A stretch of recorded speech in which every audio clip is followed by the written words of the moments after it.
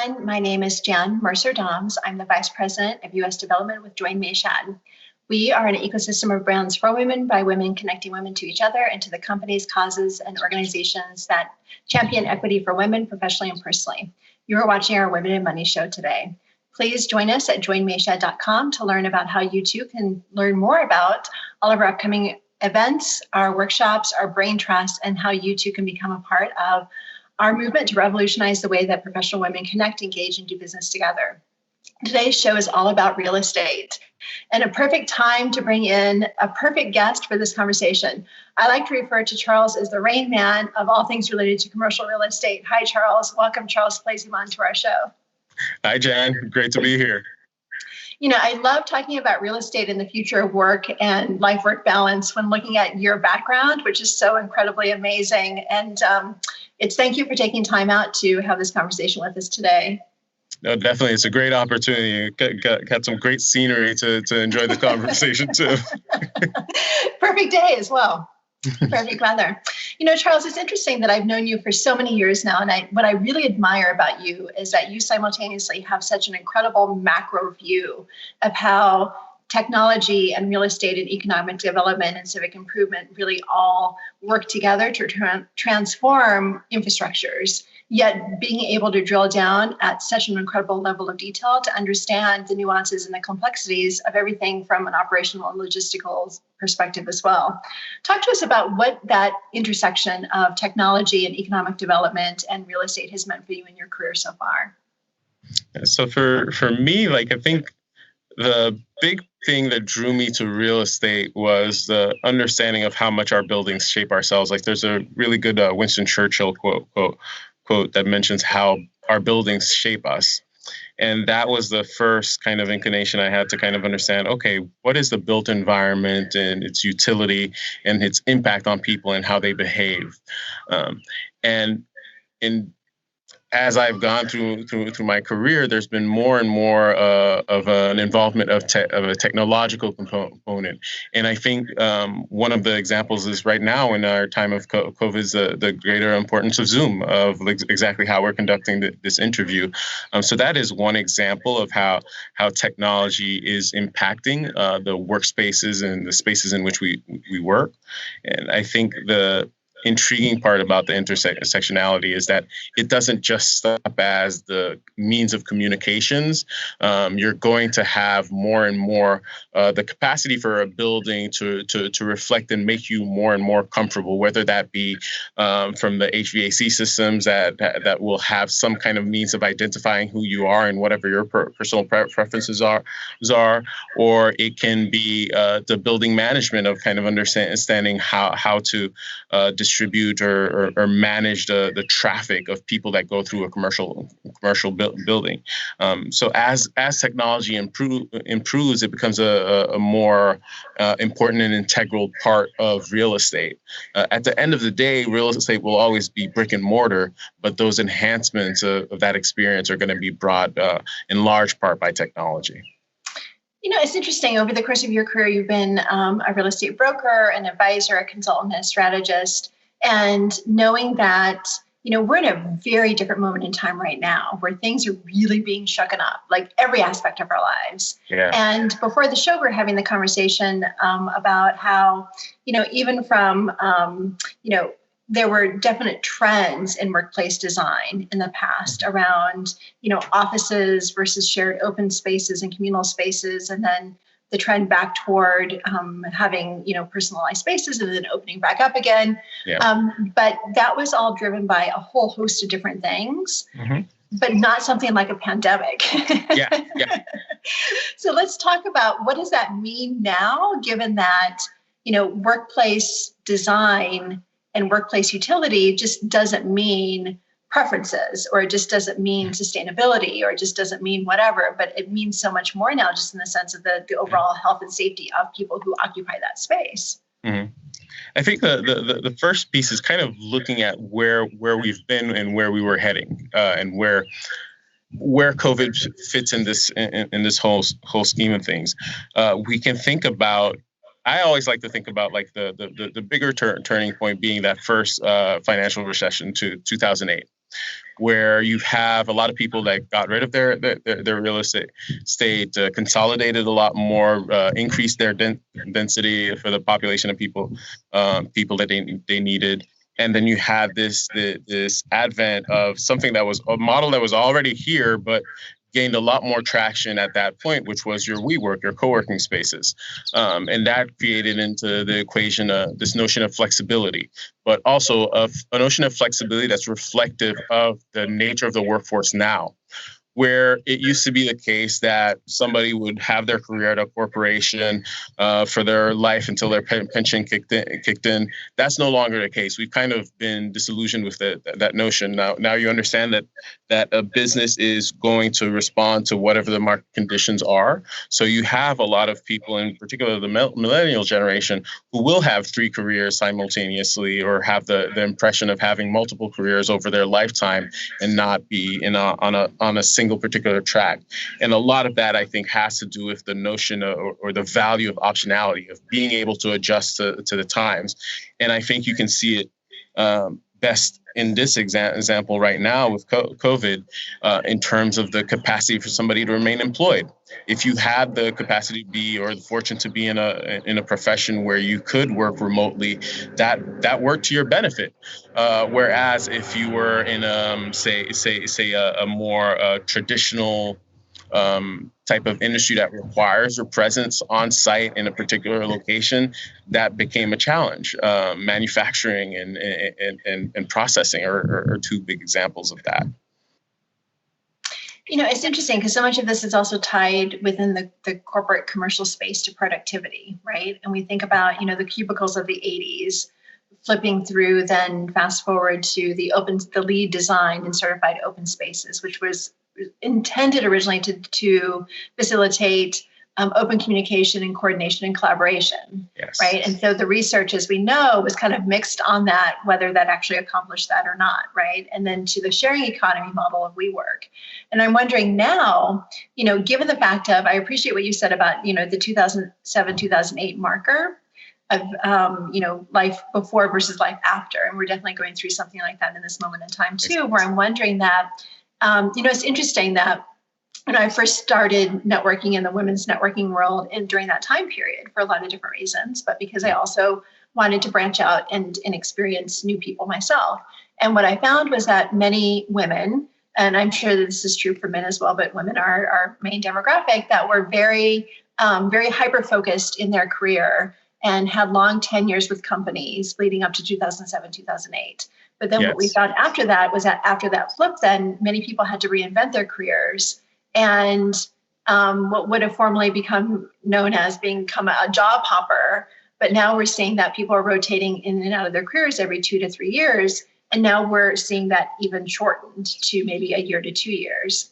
And so as you think about how people inhabit a space, there's going to be less focus, I'm assuming, placed upon the design for employees for the long term, but moving more toward a model where, and I think you said this so eloquently before our shoot started, where you're designing for the now.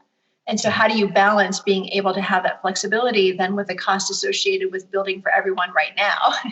Yeah.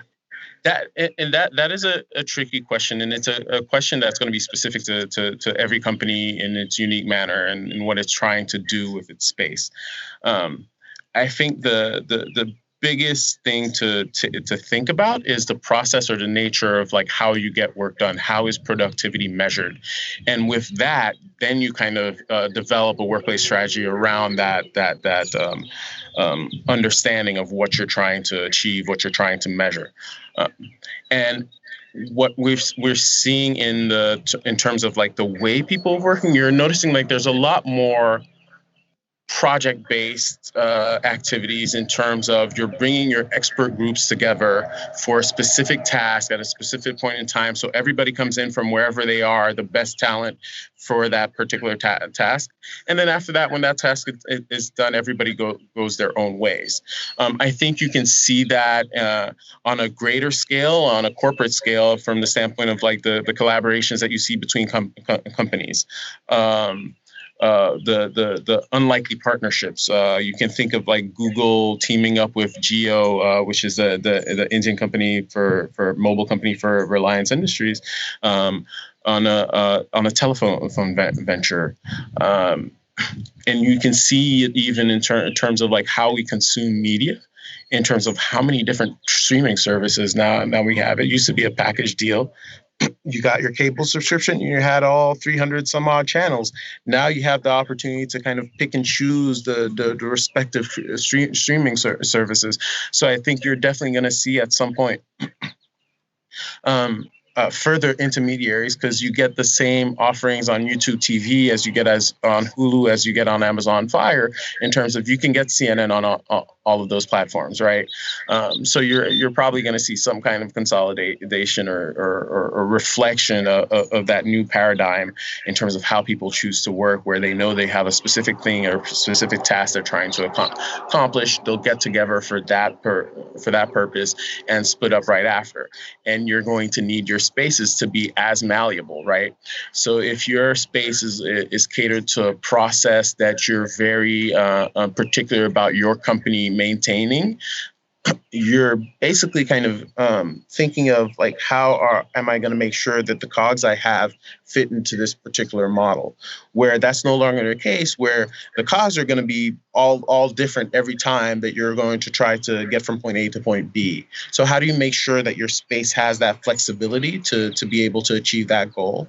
One thing that's been popular is the notion of activity-based work, where you have these workspaces that really have the benefit of offering the person the choice of what kind of environment they need to thrive and work and be productive. So whether it be, I need to work in a huddle room today, I need to have a boardroom with my team to hunker down for 2-3 days and knock this project out, or I need a focus room to take a couple of phone calls and do some quiet work.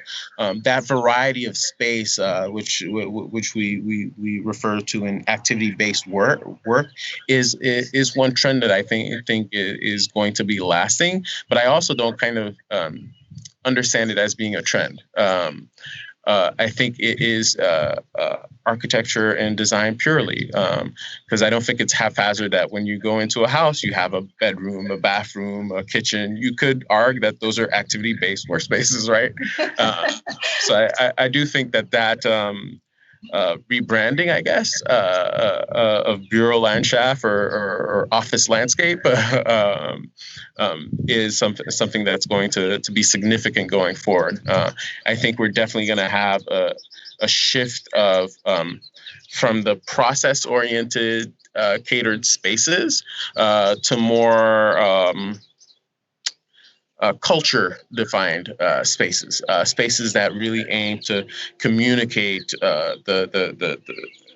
the values or brand of the company, so that it can accommodate people from different backgrounds, but have them have some kind of common point or common prize that they're all trying to achieve. You know, it's interesting, and so much of what you just said around the theme of activity-based work. And yes, like your home now really truly is also your workspace. Mm-hmm. If not in the short term, there's going to be elements, I think, of the fact that we're all not going back to an office full time anytime soon, right? Let's talk a bit about, kind of the complexity of navigating that work from office versus work from home world. And from a space utilization, space design, activity-based model, how does that play out in everything from how spaces will be thought of differently even within the home?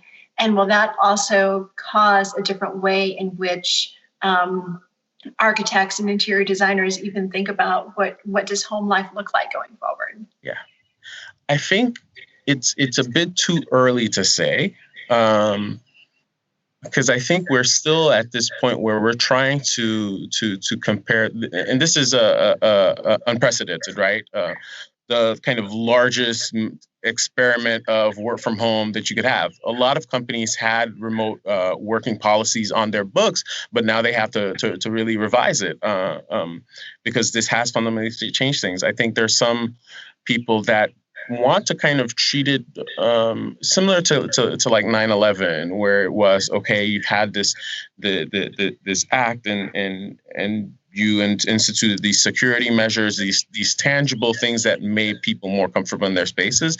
I think this is a whole nother type of beast, and in terms of, this is a disease we're not particularly well informed about. It has a particular virulence, and it's really kind of adjusting just the ways we behave, right?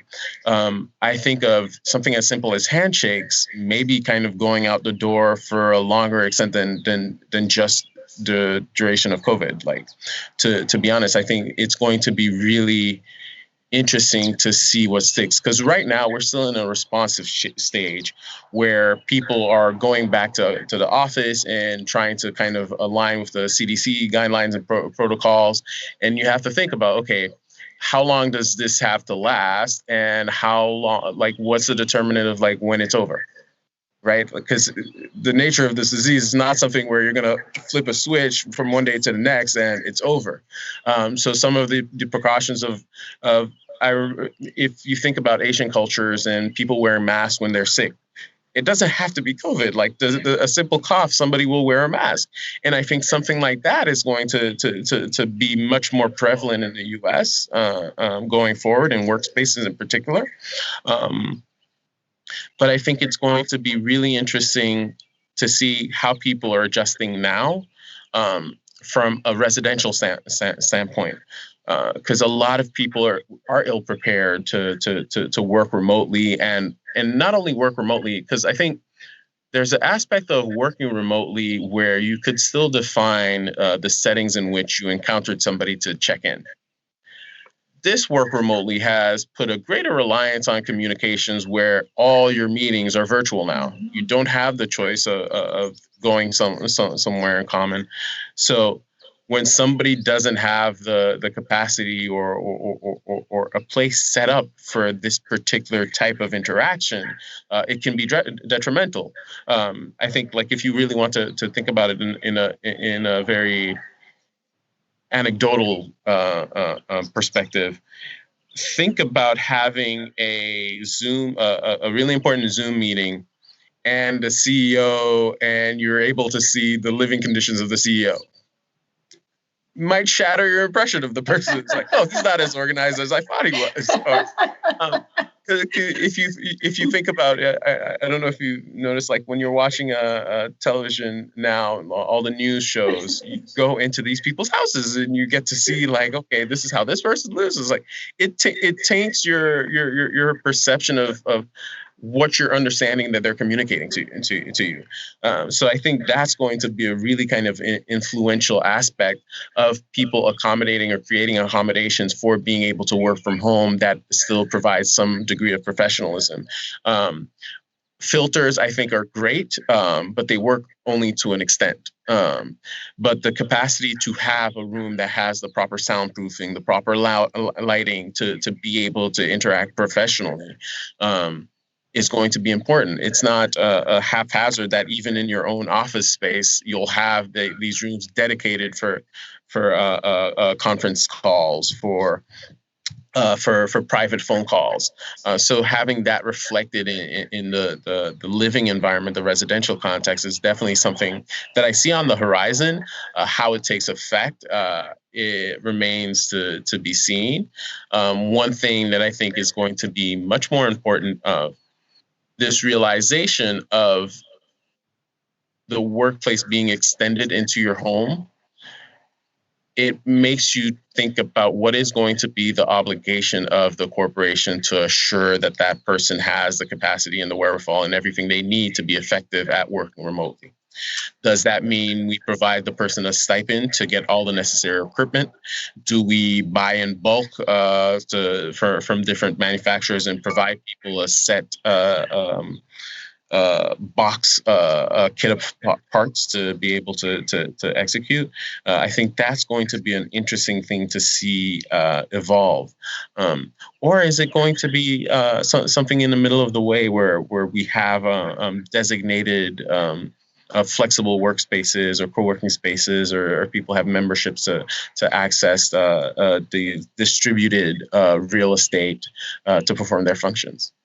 I want to go back to the co-working theme in a bit, but coming back to what you just said around, the role of the company, right? As I'm in your space right now. You're in my space. You see behind me. I see behind you. Would love to be in your space right now. Honestly, that lake looks amazing. But so with that comes a level of responsibility that the company has, but then also a level of responsibility that the employee has to make sure that they're also on brand and on point with the culture that the company wants to exude in the way in which the company wants to tell its own story, right? So no matter if you're in a Zoom meeting with other employees or you have an externally facing role and now you're communicating with communities and networks and clients and customers, that's a lot of pressure that one could potentially put upon him or herself by the company to ensure that they're on brand, on point, right? And so then the larger question becomes, okay, so you're in your home, right? You're allowing the company to be in your home with you, right? But then what does that mean in the sense of the checks and balances in place? Everything from, is an employee well representing the brand by being messy behind them, right? And so do you envision a different level of surveillance and control by companies in the sense of how they really vet and screen now who they want to have on their teams? Because it's a whole different sort of analysis. Yes. I think that's a more of an HR question. Whether it will get to the point where a company is invading somebody's privacy, I think it's going to be a thin line. And you already have permutations of the inclination of companies to restrict that. Like if you think of France as an example, you're barred from contacting somebody after work hours on their cell phones. That's a law, right? What it looks like in the U.S., I think, is going to be an interesting proposition because, we have the I don't know, for better or worse, the perception of being workaholics, and that is the case. Americans take less time off than any other country. We don't have legal parental leave. So I think there are going to be limits to what companies can do and require people to do. And that's going to have to be settled at the outset of that person's hiring, right? Are there elements, is there going to be something where there's a prerequisite that in addition to an in-person interview, we do a Zoom interview, that the phone screenings are no longer enough, that you're going to go that extra step to kind of at least check as many boxes as you can. Because there's going to be no way to perfectly control human habits or human behavior. So I think the best we can hope for is a capacity to have some increased vetting into the fit the person has into a company. But the company might also evolve too. So I think it's a bit it'd be a bit premature to comment on the adjustments that companies will be making in terms of their hiring. Because I do think it's opened up the door to a greater level of diversity in terms of the talent that they can have in the fact that they're trying to work remotely. I think it's interesting because I think in large part, what this opportunity has given us, particularly in the sense of everything we do now is on the screen, is that it democratizes kind of the hierarchical chain of command in a way, right? And so it's much easier to get in front of people now than what it was before, when you were literally maybe even, literally and figuratively having to, climb many floors, flights of stairs, elevator banks to be able to get to the C-suite, right? Whereas theoretically now we're, potentially right here in front of each other. Mm-hmm. And let's talk a bit about that. Do you think that in this new moment in time, is there greater opportunity for companies to step back and re-envision how they think about their diversity, equity, and inclusion practices? I definitely think this is a great time for that. I can think of example. One of the I like to just illustrate things using examples. I'm not speaking of to these companies or any, but I think about if you look at a housing crisis in places like San Francisco, where these tech companies and the people that they're hiring and the salary levels that they have, competitive salaries, are basically pushing out whole swaths of populations from being able to afford those neighborhoods.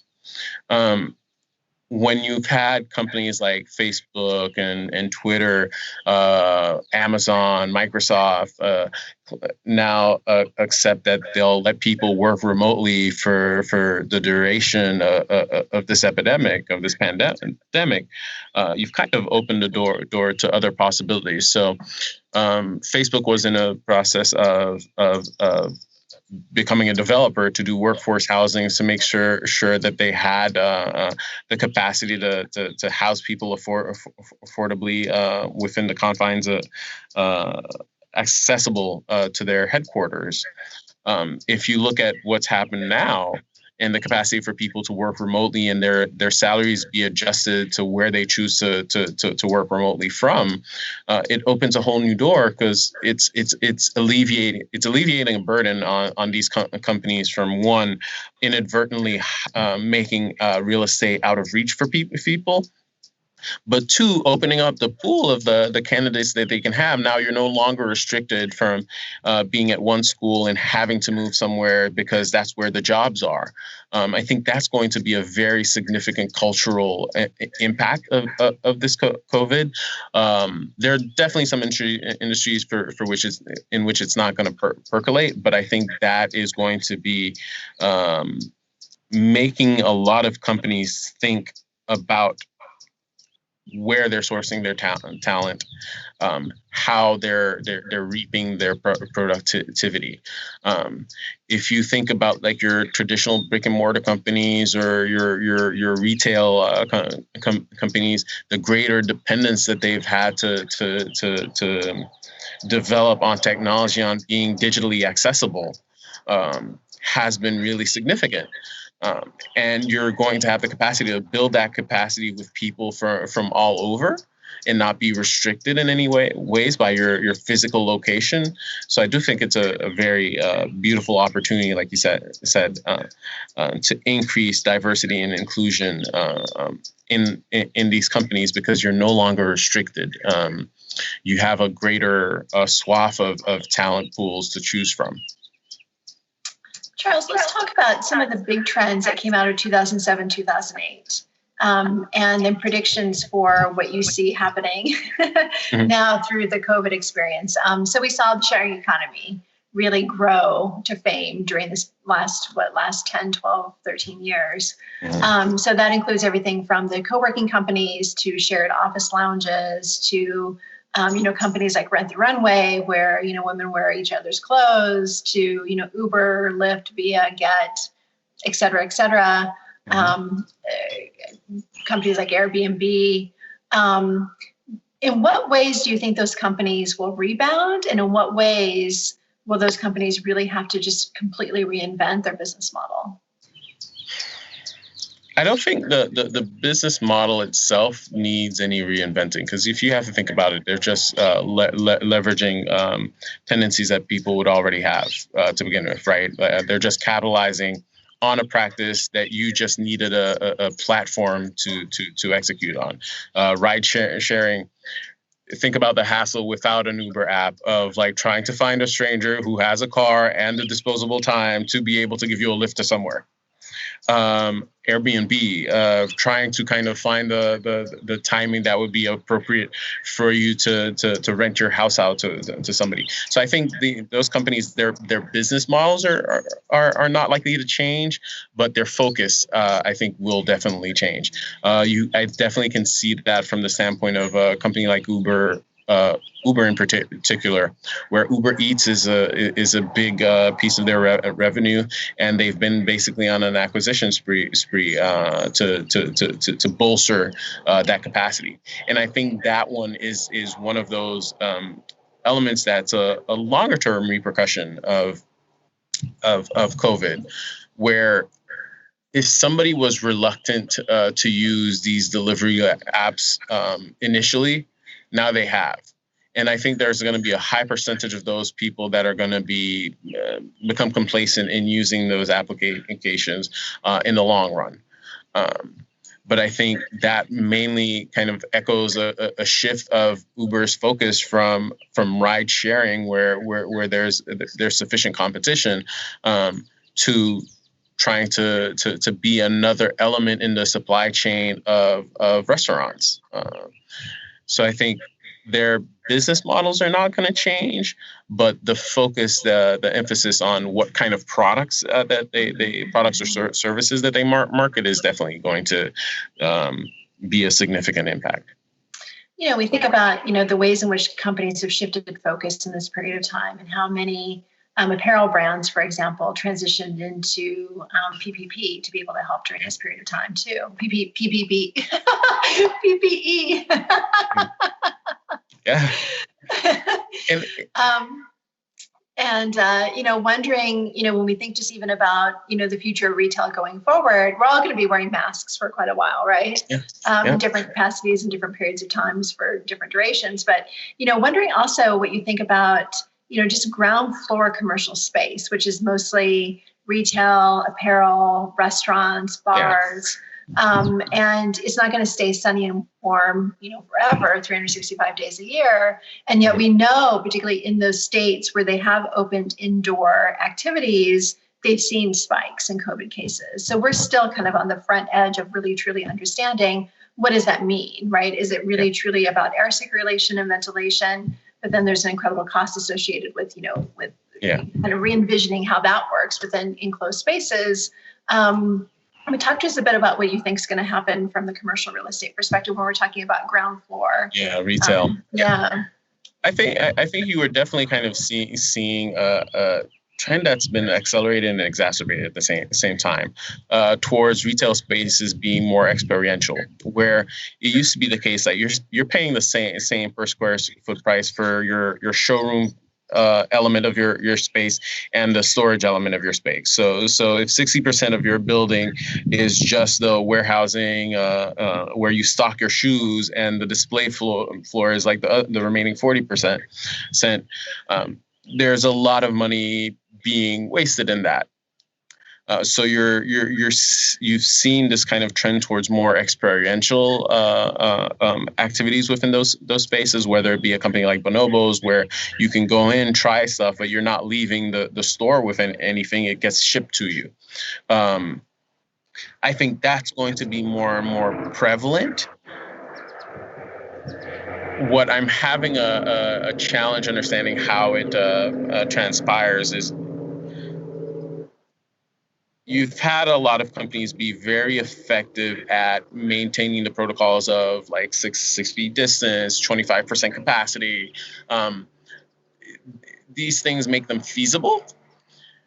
Now, does that work for the dynamic of retail, where the whole idea behind it is how you can concentrate the flow of people, right? You're going to look at the traffic patterns, and you're going to try to be at the intersection that has the most traffic patterns. So you have those eyeballs, and hope that some percentage of those people come into your store. How that occurs, I think, is going to be interesting and different. Whether it be very targeted campaigns towards specific audiences that you want at specific times, because I think the biggest element here to be mindful of is how now companies are going to be required to manage the footprint that they have, and the traffic that they have through that footprint.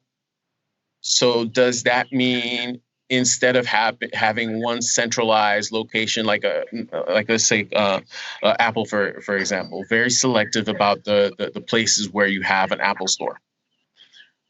And sure enough, when Apple phones come out, you're sure to see lines very long out of all of those Apple stores. What does that encourage a retailer to start to think about of how to kind of maximize the amount of people that they can have experience their spaces without having to risk or overinvest, like kind of having too much of a distributed footprint. Right. But I think from a retail standpoint, for the time being, I think one kind of impact is going to be companies being a little bit more spread out, a little bit more distributed, so that they can, to some extent, contain any types of crises like this. Because I think we've always had the expression, don't keep all your heads in one don't keep all your eggs in one basket. And you can think about it the same way. It's like, do you need to have all your 2,000 core employees in a headquarters space, right? Should something, God forbid, happen to that space, how do you rebound? How do you incorporate some sense of resilience in your real estate strategy? And I think for retail, that resilience may involve having a broader footprint, but in smaller square footage. Well, and Charles, it's interesting because wasn't that what the pop-up craze that we all went through, right? And we all loved pop-up everything, right? Yeah. And I'm wondering if that's something that's going to continue as well. I think for sure that's going to continue, because I think the pop-up craze had more to do with people trying to salvage what they can do with their empty retail space. Because for a commercial landlord, ideally you want somebody who's going to be in the space for a long term, because the marketing cost of getting somebody in that building can be high enough. So you don't want to be continuously trying to acquire new tenants. And I think that trend was just a trend out of necessity, right? We're seeing online really kind of go up and shifting the demand from high traffic retail to less traffic warehousing or fulfillment centers. But I think that element of experience that you can provide somebody within a space is not going to go anywhere. It's just going to be a question of how can you manage it appropriately to still maximize the amount of people that come through your doors without creating any undue risk, right? So like if I'm gonna come out with the next, if I'm the Nintendo store and coming out with the next Nintendo, maybe I want to have some kind of activity where we have designated shops that will carry the same product, where it's dispersed instead of having everybody concentrating in that one location that they know. No, similar to voting, right? Like we could have voting be something that's in just one place, but that's impractical, and it creates some undue risk in this particular point in time. So you've had people adjust to mail-in voting or dispersing or increasing the amount of voting stations that they have. So I think retail is going to experience something similar, where they're going to try to find some means to distribute their experience, not necessarily just a channel through which somebody is purchasing or acquiring something of theirs. You know, it's interesting, Charles, like during this moment in time, so many of us have had conversations around, using this time to step back and reflect upon the past, mm-hmm. right? And for a very long time, we would refer to it as going, when we all go back, right? When we all go back to normal. But let's face it, like this is kind of our new normal right now, right? And varying degrees of it, right? And, some of us are venturing out and seeing friends and doing social distance activities and things like that. And then we also see at different parts around the country where people are not, adhering to the same sort of protocols that we may be adhering to, in your own local community mm-hmm. or town. But even with that all said, so many of us are using this time to really think through things professionally and personally through the lens of social consciousness. And I'm wondering for you right now, what does that mean? What does that look like in the work that you do? So I think to think about it from the kind of most prevalent nomenclature of like environmental, social, and governance, ESG, mm-hmm. There was a big driver of it that was purely like the financial returns. That for some reason or another, the companies that had these protocols in place tended to perform better. Then you have the demand component of people being much more conscious about the companies that they choose to invest in, or the companies that they choose to work for, where you could have people saying, yeah, they'll take a 20% salary cut if a job aligns better with their values. So I think there are these elements that are definitely impacting ESG as a benefit or a perk or a plus. At the end of the day, figuring out how it boils down to returns is going to be important, but how you define those returns is going to be the tricky part. It can be purely financial returns, where that's going to be the case in definition for a lot of large institutions in terms of, is this policy aligned with a particular sustainable development goal from the UN? But that doesn't necessarily mean that if a company is able to check these particular boxes of whether they're socially responsible or socially conscious or not, doesn't necessarily make them what somebody who has their own definition of socially conscious for it to like check their box. So that's going to be a subjective definition of what you deem socially conscious, or what is the extent of. And it can be a spectrum for individuals where maybe I need fuel for my car, which is the fossil fuel company that I think does the less harm, and I'll go with that one. That doesn't mean that I'm ascribing to my social conscience that fossil fuels are wrong, period. But I'm making the adjustments necessary. And there's going to be that definition or valuation from the consumer standpoint and the institutional standpoint too. So I think when it comes to ESG, the definitions are going to be a combination of the companies coming up with them or defining them for people to latch onto, or people coming in with a deliberate idea of what that is. If you can think about the movements a lot of schools have had for endowments to disinvest in fossil fuels, right? That's demand driven. But when you think about ESG funds created by large companies that okay, this is the renewable energy fund, this is the animal welfare fund, these themed products that are created for people to latch onto. So I think it's going to be a mix of both in terms of how we go as we go forward of understanding like environmental, social, and governance. It's going to be a mix of demand defined and supply defined.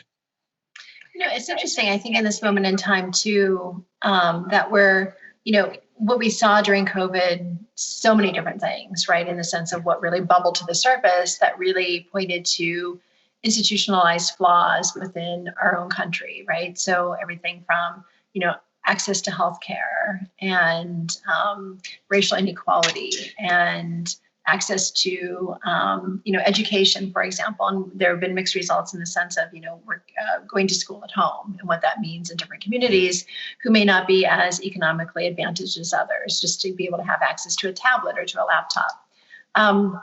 We also talk a lot about just, from the global supply chain perspective, this move in the future toward manufacturing, producing, and creating more locally, because we kind of have to right now.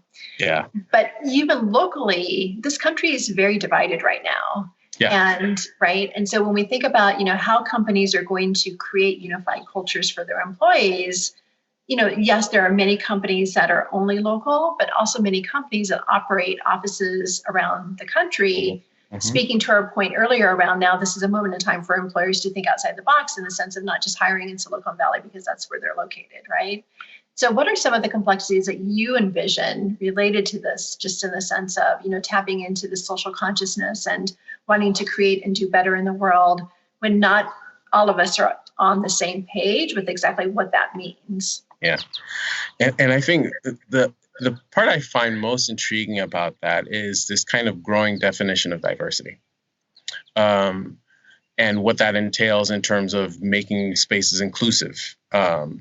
You can think about it from the standpoint of just think about pets on a spectrum, right? You'll have your service animals who is legally mandated to have access to public space. On another end, you'll have your comfort animal, or what's the term for it? Emotional support animal, where it's not necessarily medically diagnosed that you need it, but it's a good to have. And then you'll have on the other spectrum just a pet-friendly workspace.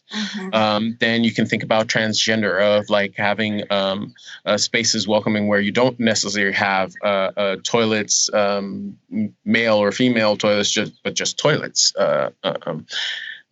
So you'll have these growing definitions, I think, that are being reflected ever increasingly in law through precedents, whatever they may be, whether it be gay marriage, whether it be the gender you have on your ID, required on your ID, or any other elements that have kind of come to the fore in the last few years, and having spaces that can accommodate or be welcoming to those people, and that's going to require a high level of kind of introspection and consciousness on the company's standpoint to kind of understand where they might have their flaws, and the remedies can range from bias training to sensitivity trainings, but it is going to be something that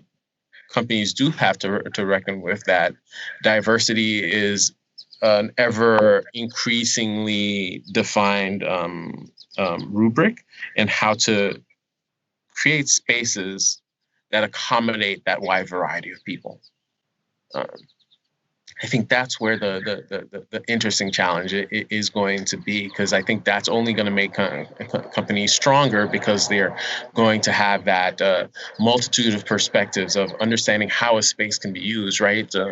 A stoop versus a porch is the way I like to kind of think about it, right? In sovereign states, a porch are a vigor. Maybe you have decks here. Maybe you have sloops in front of a townhome in a city.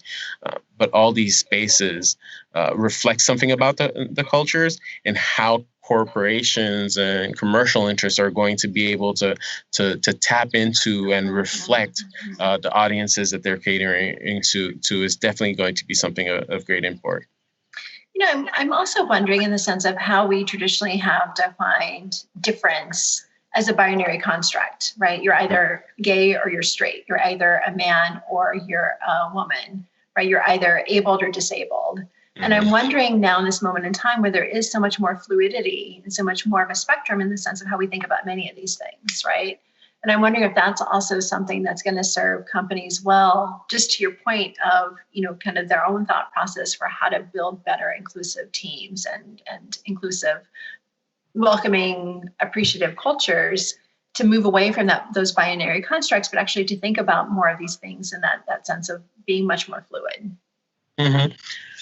I think just the fact that these things are coming to the fore as conversations is the best step forward we can ask for. How they get enacted or implemented, I think that's a longer term question, and likely going to be something that happens over years and not months. Because I think if we just take as an example the whole kind of growing awareness of racial structural racism, and in terms of all the bestseller books being focused on that subject, how many of those readers are going to turn that into practice somehow? How does that become practice in their daily lives to affect them? Like, what are the remedies that individuals are going to undertake, and remedies that companies are going to undertake? And I think, like, you've had some really good examples as of late of companies really putting their money where their mouths are. Netflix committing 5%, I think it was, to minority-owned banks, or Cadre, another company who's committed to banking with minority-owned banks. But those are just like kind of the tip of the spear of ways these are visibly implemented. I think it's going to be when it drills down to the workforces themselves, and one having that vetting process to make sure that you have somebody who can work effectively in a diverse setting. So you will definitely have a range of reactions to make these accommodations, but I think they're definitely going to happen over time, slowly, rather than immediately. I always think about it like we're talking about police reform from a standpoint of implementing explicit policies. So, all right, policies without enforcement are nothing, right? When you had civil rights, you still had the capacity for Jim Crow. When you had, what's another example I can think of a policy that's not necessarily enforced? Face masks. Exactly, right?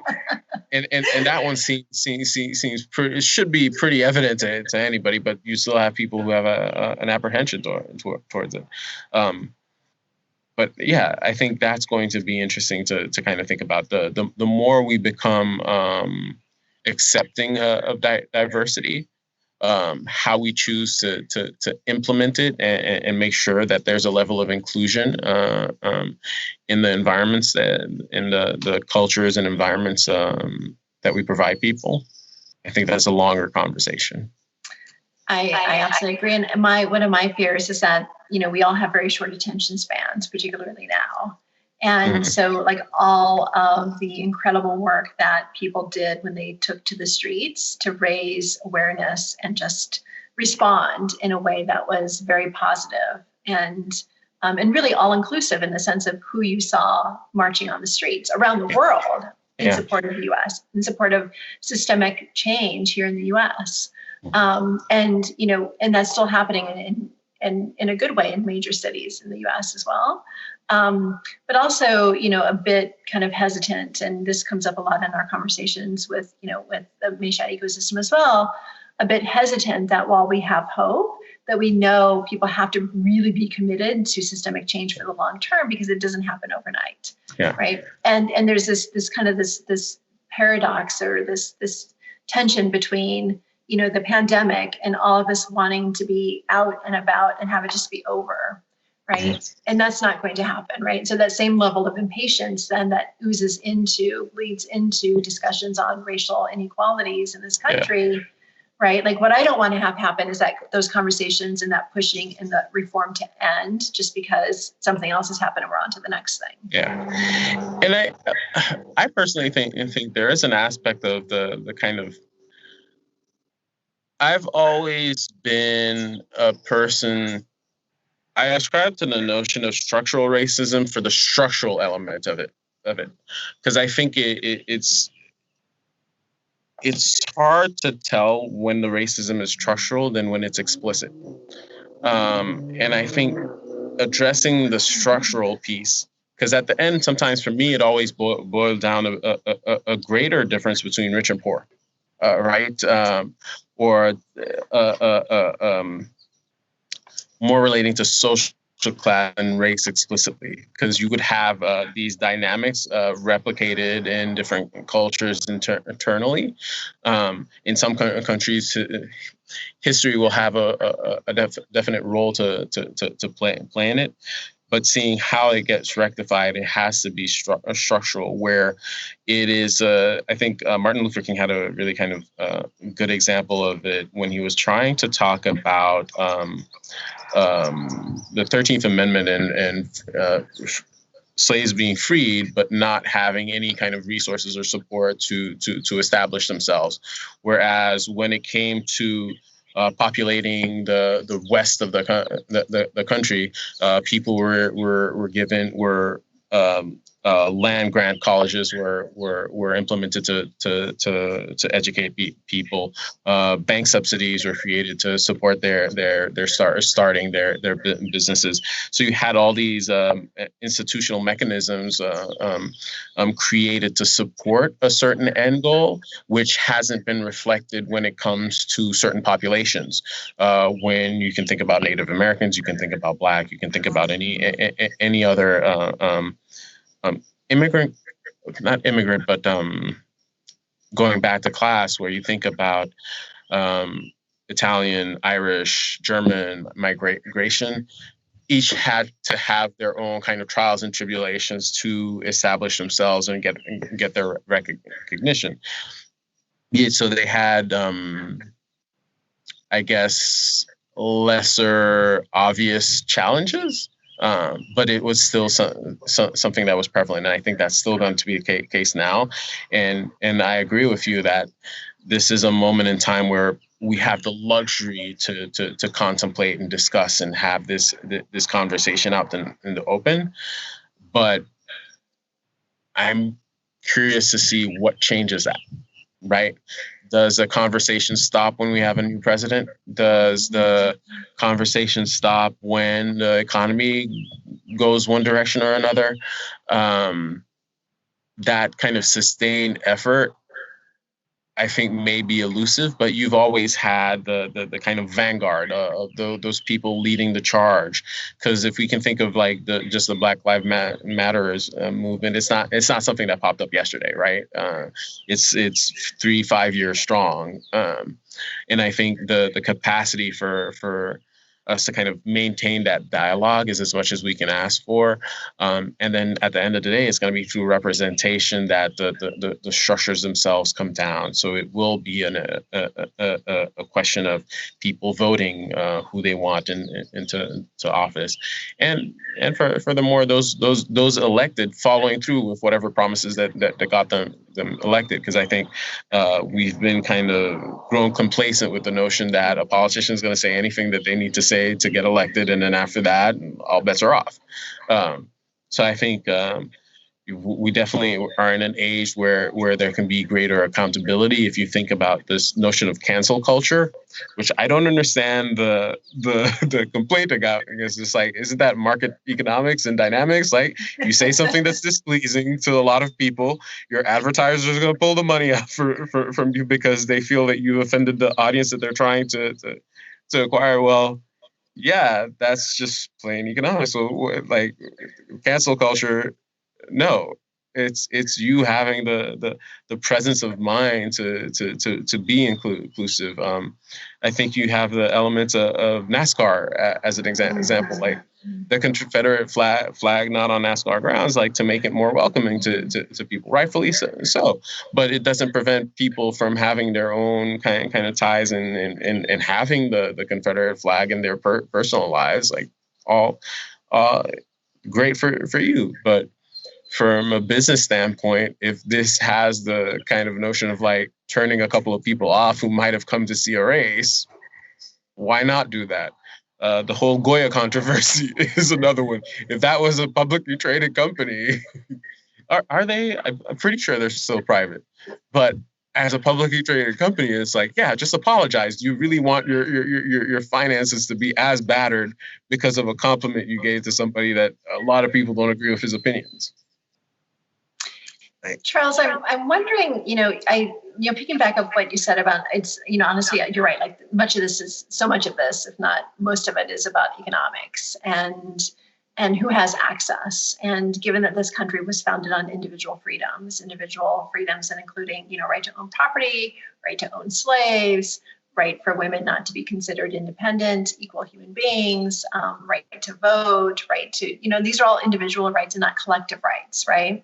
And so I'm wondering, in so many ways, the country's response to the pandemic now in so many places around this country is tied to, the refusal to wear a mask is tied to an individual right, right?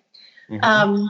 And so now that we're, in this moment in time, and then where we move forward with it, I'm wondering just if the concept of money is going to be different in the sense of how we think about rich versus poor, haves versus have-nots. And because we Yeah. saw so much around there are all these divides. There's the racial divide, the gender divide, the technology divide, access to healthcare, huge, division between the haves and the have-nots there. And many of us think about using this time, like, do we want to think more of what a bartering economy could look like, right? Like really the ways in which we could really transform how we think about our relationship and attachment and dependence to money. But then also knowing, for example, a city like New York City, which is where you and I both work, that's a great opportunity, which is what we saw during 2007, 2008 time period where foreign investors came in and gobbled up, most of the property. And so New York City was a bit more shielded from the significant highs, significant lows that we saw in places like Phoenix and Las Vegas and Miami, right? And so there's just huge disparities across this country, but also wondering, because we're, hosting the Women in Money show today, will our perception and our attitudes and our behaviors and just our meaning of how we think about money change? That's a really interesting question, and I think there are so many different angles you can approach it for. Like at the highest level, I always like to think about Bitcoin and how much of a threat it represented to people. Because there was this traditional notion of kind of a centralized banking system where the value of the money that you have is detached from you personally and based in that central bank, right? What the rate they're choosing to lend to other banks being, and therefore what interest rates you get. And a country deciding to peg their currency against the dollar or some other current currency. So this kind of artificial mechanism of valuation, I think, is sustainable as long as everybody's playing along. But what Bitcoin and Ethereum and all these cryptocurrencies developed have in common is this notion of it's people individually attributing what they deem the value is to something. And I think that is a really great threat because there you detached it from, I'm not dependent on what the central bank in Europe says or what the Federal Reserve says. The person I'm bartering with is the person that I'm acknowledging what I'm valuing this particular currency at with. I think that's the biggest, most powerful element of the equation that I think is evident. So on that token, I think as these currencies grow in popularity, I think you're going possibly to see a kind of dissection of economic and social. I'm not sure. That's just conjecture. But that's what my hope would be, that when it is such a pure bartering or valuation system, that the relationships are more honest. Between individuals, whereas when you have the institutional component of how things stand, there are many kind of middlemen that will have. So for every dollar that you might be getting a loan on, 30% of it is going to be transaction or administration related, or if you really just look at the whole process of that money getting into your hands and having that value. So I think that is not in a precarious position, but I think we're in times where you never know what's going to happen. Same way people are still moving towards gold, even though we're off of gold standards, is kind of this common acknowledgement of, hey, this is a substance that historically has had similar value characteristics across cultures, even if it was imposed by some kind of colonial or Western power to make that determination. But that same way, the cryptocurrencies might have that as that impact. On the other note of how we interact with money, what I think or what I notice as a trend is, if you look at the nature of like populist presidents that have come to power. This notion of being able to empower individuals, or at least give them the illusion that they're being empowered, is definitely important. When people figure out when the jig is up, or when people kind of figure out, wait, this is not really working to my benefit at all, I think it's going to be really interesting on how people react, right? I think if you think of like the $15 minimum wage debate, right? $15 is a very arbitrary number, and that doesn't apply equally across different states and municipalities and neighborhoods, right? So I think there's this element of our relationship with money remaining as is, predefined by the kind of institutional structures around it, but our value for that money evolving. In terms of, now that I can work remotely and choose to live where I want to live, I'm not beholden to spending 30%, 40% of my income on rent just to live in a city because that's where the jobs are. Now that I have the opportunity to work for a company that has a similar value or ethic or perspective of the world than I do, and be able to take a salary cut but still have something that's a living wage. I think how we value money is definitely going to evolve, and it's going to evolve differently for different people. But from the standpoint of the kind of the macro big picture, I do think like the biggest influence will likely be like your cryptocurrencies. If you have countries that have to kind of ban them, that already tells you or gives you an inkling of their power. But I definitely think that those are the two kind of influences when we're talking about socioeconomic considerations. One, the institutional one, where it's going to be the challenge of Bitcoin and everybody valuing money in some honest way between themselves, and the element of people valuing money differently in terms of its utility to them. Charles, it's interesting. Speaking of the way in which we value money, value things, value assets, right? In Manhattan, and I know that this is true across the country, even before COVID hit, there was a lot of commercial real estate on the market and sat unleased for many months, if not years, in some cases, in some neighborhoods, ranging from, the Madison Avenue to Fifth Avenue to, Times Square area, and even further south in the city as well. What are real estate development companies and landlords going to have to do now, given the fact that how we live and occupy space is even so much more confined and restricted, to actually move some of those properties? Or is there a vested interest just not to do anything with it? I think that's that's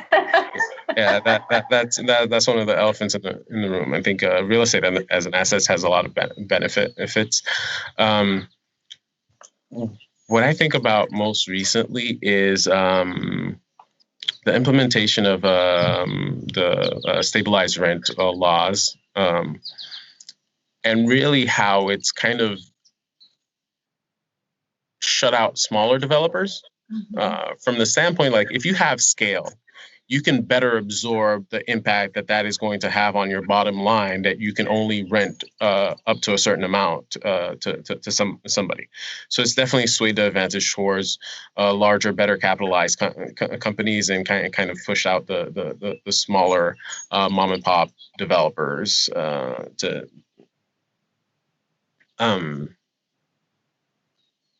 So from that perspective, I definitely think there will be a change in how we value real estate.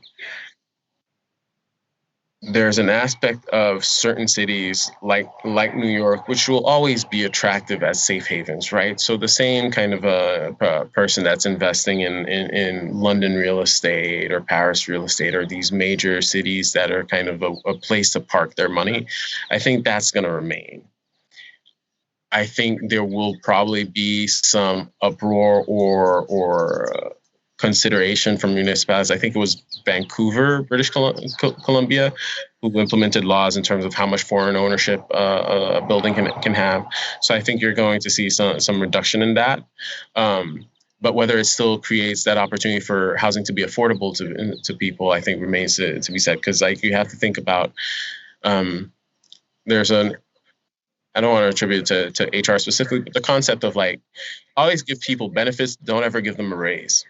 Because if you give them a raise, you can't backtrack on that, whatever the economic condition.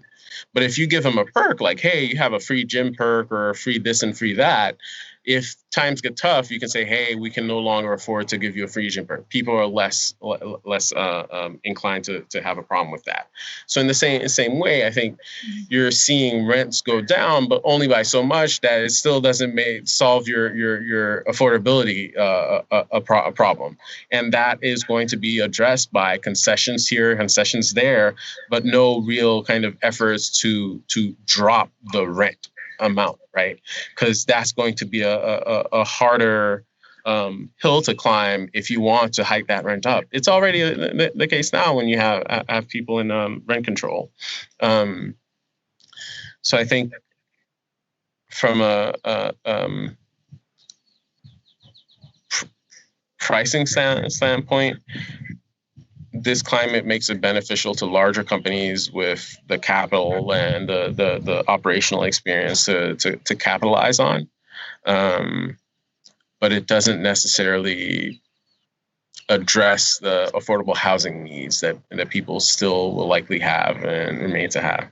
I think there are going to have to be some other kind of changes rather than just restricting and enforcing affordable rent rates, but trying to think about it more holistically, like you said, and looking at, all right, well, is the problem the demand, right? There's not enough demand for these high price buildings, or is it the supply that the buildings are too high priced? Or is it a question of, well, the community that it's in doesn't support the level of wages that would warrant somebody living in a particular place and paying that particular amount of rent? So it has to be some kind of holistic approach where you look at this whole conversation around defunding the police, where I think the nomenclature is kind of misleading, as much as it is trying to reappropriate the funding of the police. But if I think there was somebody talking on NPR on I think it was Newark, but they were talking about increasing their summer jobs. And if you think about the counterbalance of that, it's like, well, if I take some money from this money that would be used to enhance an arsenal of a police department, but instead put it towards having some activities that keep some kids out of trouble, maybe now I don't have the need for that arsenal, right? So I think having some kind of holistic approach where we're trying to address, not putting the onus on just one part of the population, right? Because it's either the landlord has to provide affordable housing somehow, or the person has to have a certain qualification or credit profile to be able to be eligible for this, but more having a holistic approach of, hey, here's the types of jobs that are going to be prevalent and fit your skill set, or the skill sets of the predominant demographic in this particular population. This is what the prevailing wage is. This is how we're going to kind of set our rents. But having this more holistic approach, I think, would be a lot more effective than these. I don't want to call them Band-Aid measures, but if you're just going to kind of restrict how much rent somebody can cause, like you're just going to cause a depression in the amount of supply that there is going to be of housing. So I think from that standpoint, it's a multifaceted approach that's going to be most effective at really impacting the progression of real estate. Thank you for being with us, Charles. Thank you, everyone. Thanks for watching us. Thanks. It's Jan Mercer-Dahms, the Vice President of U.S. Development with Dwayne Mayshad. Please remember to subscribe to our YouTube channel so you can watch all of our episodes. And make sure to check us out at dwaynemayshad.com. We'd love to have you join us as together we revolutionize how women connect, engage, and do business together. See you next time. Bye.